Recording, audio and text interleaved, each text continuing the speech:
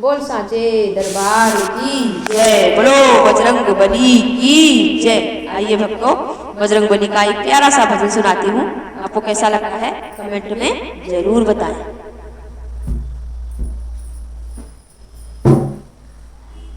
यह प्रेम सदा भरपूर रहे हनुमान तुम्हारे चरणों में। यह प्रेम सदा भरपूर रहे हनुमान तुम्हारे चरणों में।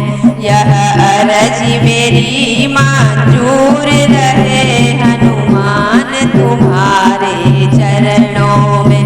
यह अरज मेरी मंजूर रहे हनुमान तुम्हारे चरणों में। निज जीवन की अडोर प्रभु तुम्हें सौंप दी दया कर इसको धरो।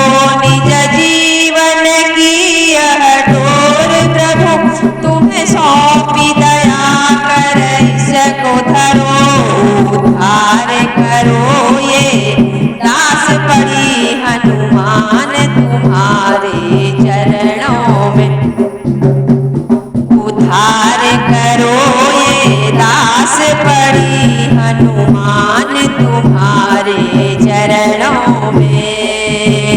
यह प्रेम सदा भरपूर रहे हनुमान तुम्हारे चरणों में। संसार में देखा सार नहीं तब श्री चरणों की शरण गई। संसार में देखा सार नहीं तब श्री चरणों की शरण गई। भवबंधन